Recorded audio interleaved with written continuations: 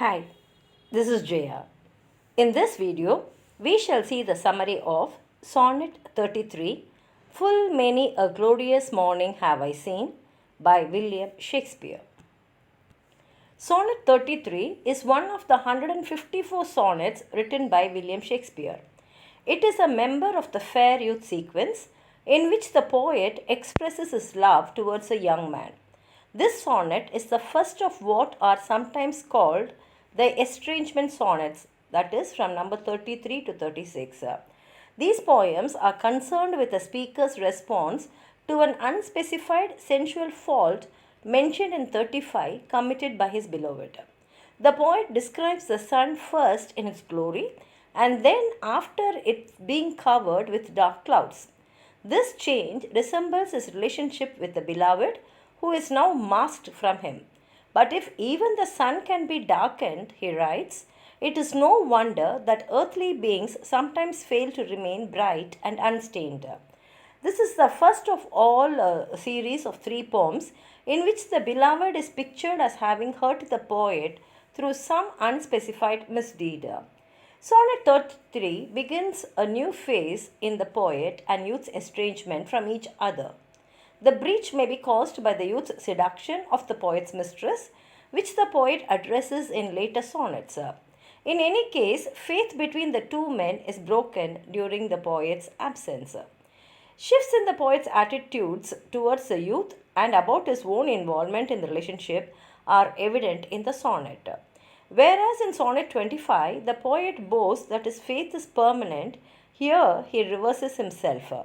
References to basest clouds, ugly rack, stealing, disgrace, and stain indicate that the friend has committed a serious moral offense.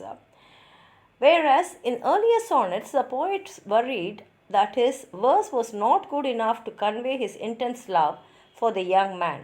Now he worries about whether the young man is as good as his verse conveyed.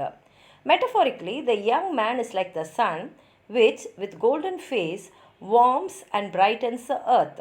However, the sun allows the basest clouds to block its rays, and the young man permits loyalties to other people to interfere with his relationship with the poet.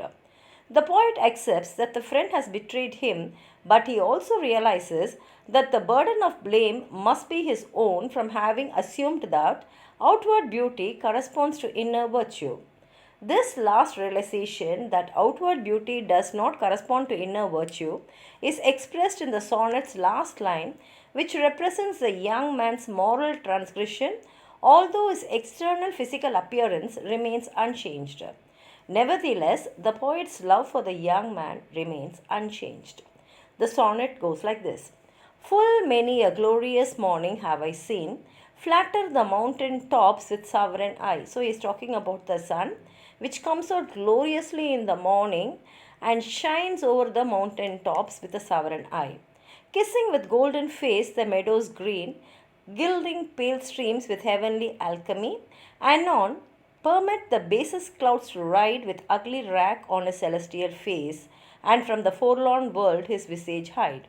So the sun which comes out in the morning glows in the meadows, the streams, all over the place, but at the same time the same cloud allows the same sun allows the basest clouds to hide its face, which is coming out from the heaven, and so the earth is not able to see the sun because the cloud is masking the sun.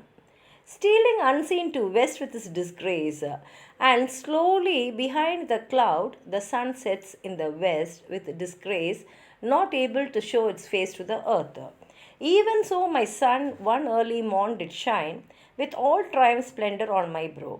And in the same way, like how the sun shines over the world, my beloved used to shine in my face. I used to love looking at his face because he used to show so much of love towards me.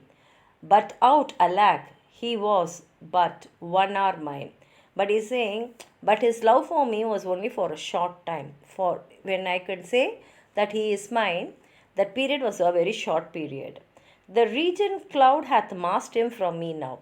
But just like how the clouds hide the sun from the earth, he says The regent cloud hath masked him from him. That is the poet. Here me indicates to the poet. Yet him from this love, my love, no whit disdain. He says, though his love was not loyal, my love for him has not at all changed. Sons of the world may stain when heaven's sun staineth. And he says, my lover is the son of the world.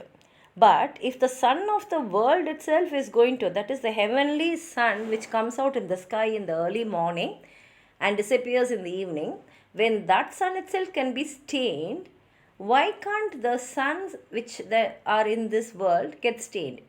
When a heavenly body itself can be blackened by the clouds, definitely this can happen even to the suns in the world.